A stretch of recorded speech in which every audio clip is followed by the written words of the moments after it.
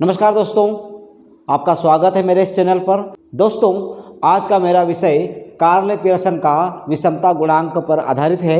इस प्रकार के प्रश्न भी ज़्यादातर एग्जाम में पूछे जाते हैं। दोस्तों, यदि आपको मेरा वीडियो पसंद आए तो आप इसे लाइक करें, शेयर करें और सब्सक्राइब करें। तो आइए दोस्तों, हम कार्ले पियर्सन के विषमता गुणांक से संबंधित एक महत्वपूर्ण प्रश्न को समझने का प्रयास करते हैं। अक्सर परीक्षाओं में इस प्रकार का प्रश्न पूछे जाने का प्रचलन रहा है। निम्न आंकड़ों से कार्ले पियर्सन के विषमता गुणांक को ज्ञात कीजिए। आपके पास इस प्रकार के आंकड़े आपके प्रश्न पत्र में होंगे।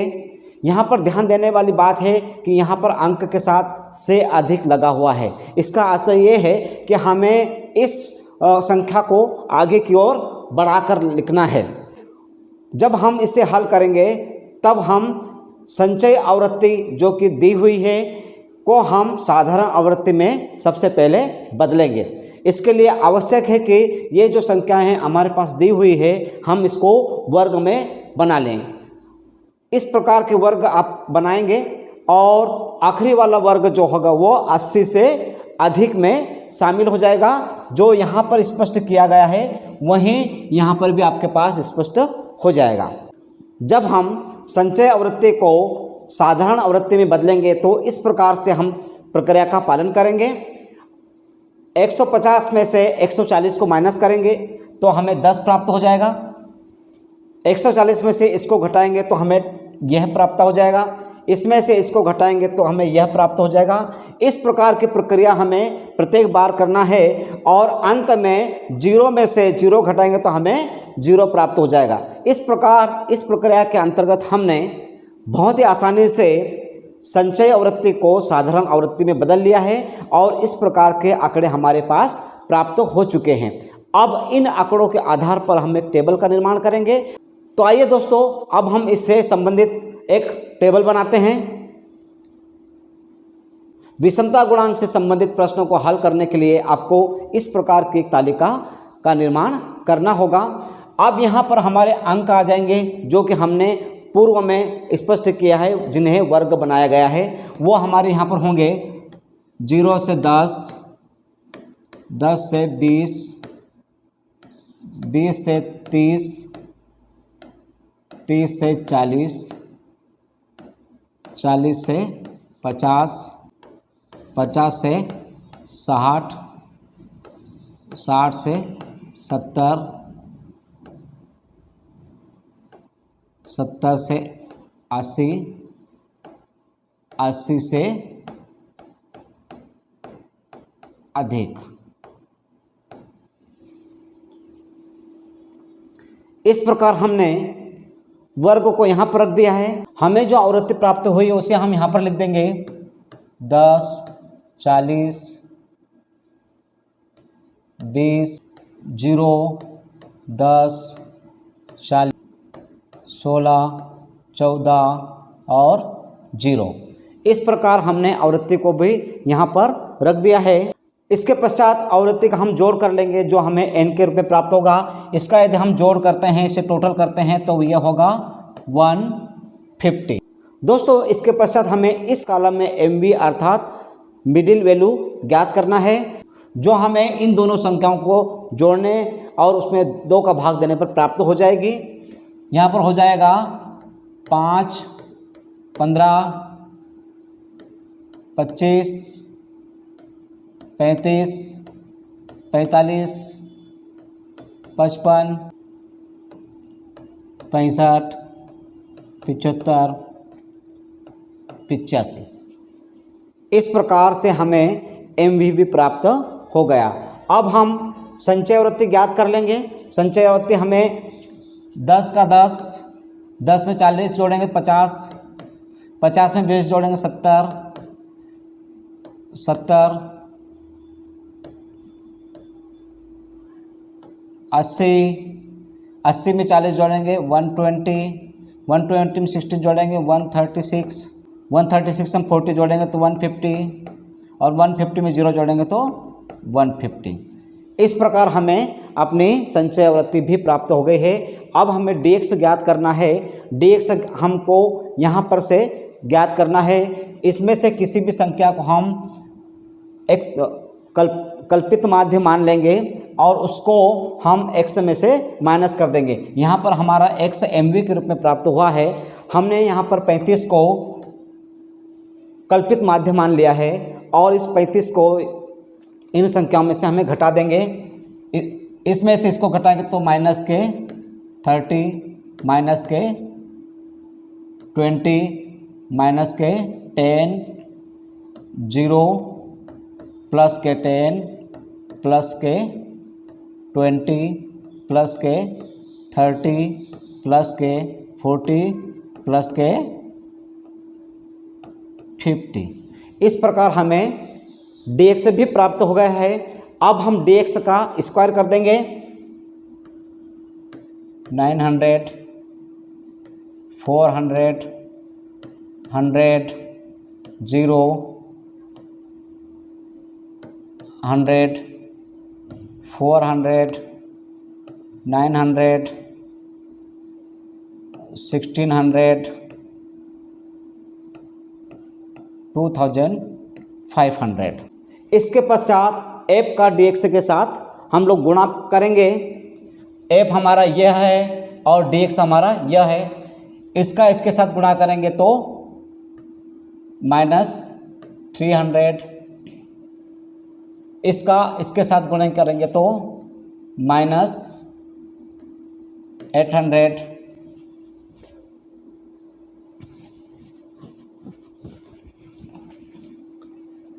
इसका इसके साथ गुणा करेंगे तो -200, इसका और इसका गुणा करेंगे तो 0 आ जाएगा। 10 का हम 10 के साथ गुणा करेंगे तो +100, 20 का 40 के साथ करेंगे तो +800, 16 का 30 के साथ करेंगे तो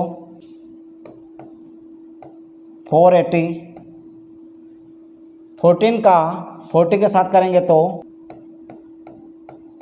560, 0 का 50 के साथ करेंगे तो 0। इस प्रकार हमें f dx प्राप्त हो गया। अब हम इसको जोड़ लेंगे, माइनस की संख्याओं को अलग जोड़ेंगे, प्लस की संख्याओं को अलग जोड़ेंगे और जो बड़ी संख्या होगी उसमें से हम छोटी संख्या को घटा देंगे। हमें माइनस के 1300 प्राप्त होते हैं जबकि प्लस के 1940 प्राप्त हो रहे हैं। जब हम 1940 में से 1300 को माइनस करेंगे तो हमें सिग्मा f dx प्राप्त होगा +640। दोस्तों इसके पश्चात हम f dx स्क्वायर करेंगे जो कि x का f के साथ गुणा होगा। इसका इसके साथ गुणा करेंगे तो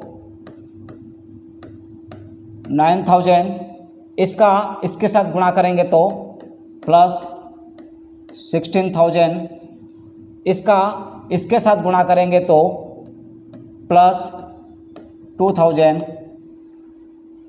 इसका इसके साथ गुणा करेंगे तो 0, इसका इसके साथ गुणा करेंगे तो +1000, इसका इसके साथ गुणा करेंगे तो +16,000, इसका इसके साथ गुणा करेंगे तो 40,400, इसका इसके साथ गुणा करेंगे तो 22,400, इसका इसके साथ गुणा करेंगे तो 0। इस प्रकार हमें f dx स्क्वायर प्राप्त हो गया है। अब हम इसका जोड़ कर लेंगे तो हमें 80,800 प्राप्त हो जाएगा। दोस्तों इस प्रकार हमने टेबल के माध्यम से विभिन्न प्रकार के आवश्यक आंकड़े प्राप्त कर लिए हैं। दोस्तों विषमता गुणांक ज्ञात करने के लिए हमें समांतर माध्य और मध्यिका की आवश्यकता पड़ेगी। समांतर माध्य का सूत्र है x बार बराबर a plus sigma f dx बटे n बराबर a हमारा 35 है, सिग्मा f dx हमारा 640 है और n हमारा जो है वो 150 है। नेक्स्ट 35 प्लस 640 में 150 का भाग दे देंगे तो हमें 4.27 प्राप्त होगा। इन दोनों संख्याओं को हम जोड़ देंगे तो हमें 39.27 समांतर माध्य के रूप में प्राप्त हो जाएगा। दोस्तों इसी प्रकार से हम लोग मध्यका ज्ञात करेंगे। मध्यका की संख्या ज्ञात करें। सबसे पहले m equal to n divided by 2, n हमारा 150 बटे 2, 150 में 2 का भाग देंगे तो 75 प्राप्त हो जाएगा।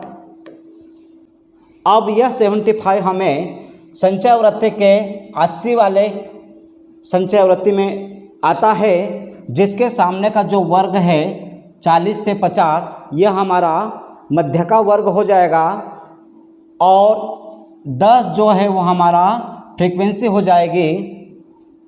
इसी प्रकार से यह हमारा C हो जाएगा। अब मध्यका के सूत्र के माध्यम से हम मध्यका ज्ञात कर लेंगे। मध्यका का सूत्र है m equal to L1 plus L2 minus L1 बटे F गुणित m माइनस C। इसके पश्चात हम सूत्र में मान रख देंगे।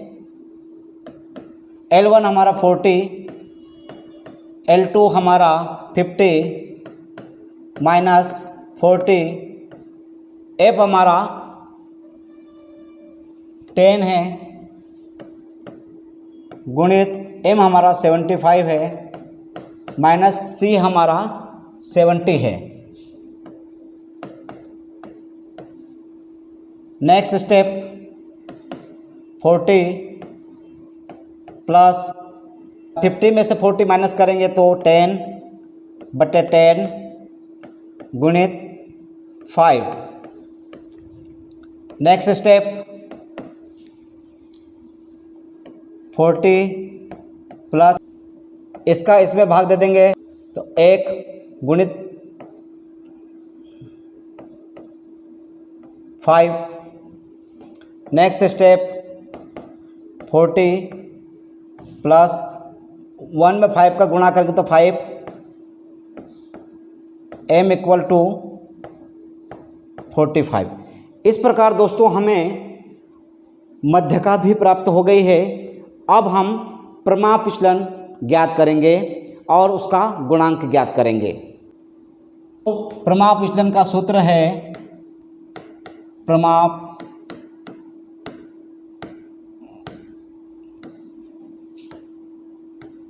Small sigma equal to underscore sigma f/dx square बटे n माइनस सिग्मा f/dx बटे n का स्क्वायर 2। अब हम संख्या रख देंगे सूत्र में। सिग्मा f/dx स्क्वायर जो हमें प्राप्त हुआ है वो है 80/800 बटे n हमारा 150 माइनस ये हमारा है 640 बटे 150 और इसका होल स्क्वायर। नेक्स्ट स्टेप इसमें इसका भाग दे देंगे 5, 3, 8, 67 माइनस इसमें इसका भाग दे देंगे 4.27 स्क्वायर। नेक्स्ट स्टेप 538.67 माइनस इसका स्क्वायर कर देंगे तो 1.233 होगा। इसके बाद इसमें से इसको माइनस कर देंगे बराबर 520.33 437 आएगा। इसके पश्चात अब हम इसका वर्ग ज्ञात करेंगे तो हमें 22.81 प्राप्त होगा, जो कि हमारा प्रमाप विचलन होगा। इसके पश्चात अब हम विषमता गुणांक ज्ञात करेंगे, जिसका सूत्र है